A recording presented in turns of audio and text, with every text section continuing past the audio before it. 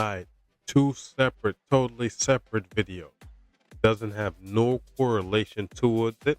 Only correlation that I'm making towards it is for the simple fact of if you look at it subjectively from the outside looking in, you can see how some things can progress to be what the second video says. Like you can tell. But let's look at the first one and y'all tell me if y'all understand the thought process that I have.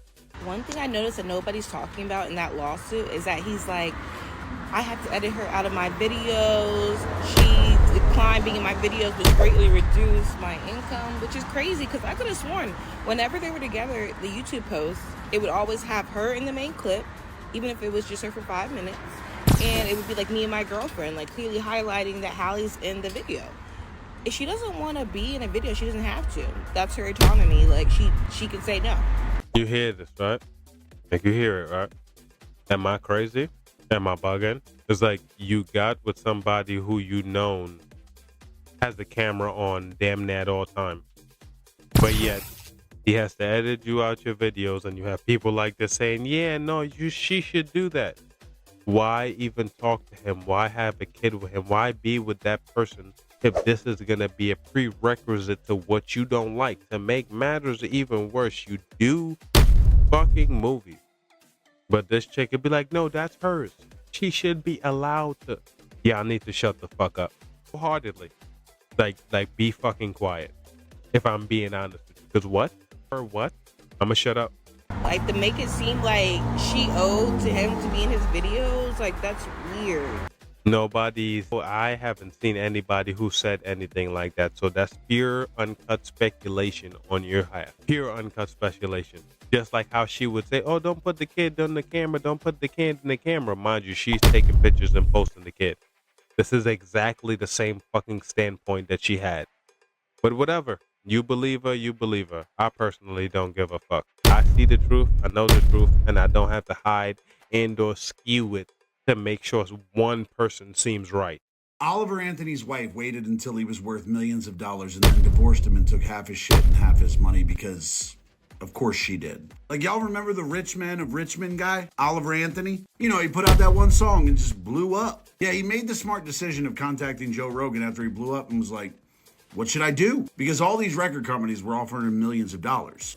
Tell me if it sounds like the same thing. Because it does to me for some reason. It's like if she wasn't making enough money, she could have been one of these persons.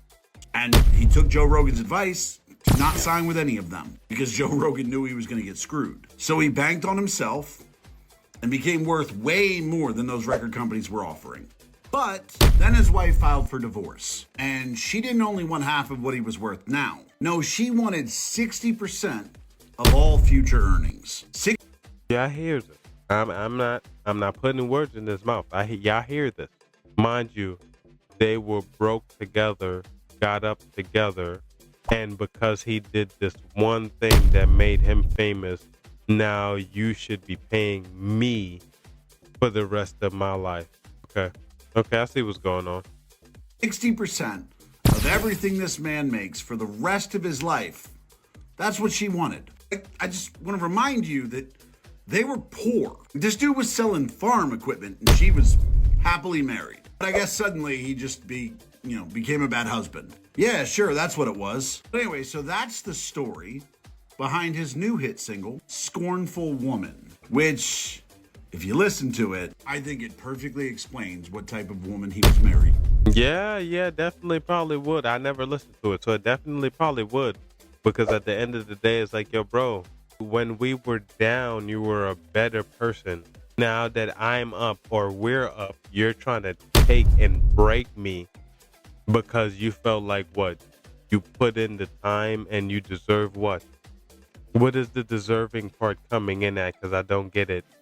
We were both. Of course, I'm going to take care of you. You're my wife. But you left. I hope the judge sees through this bullshit and gives her nothing.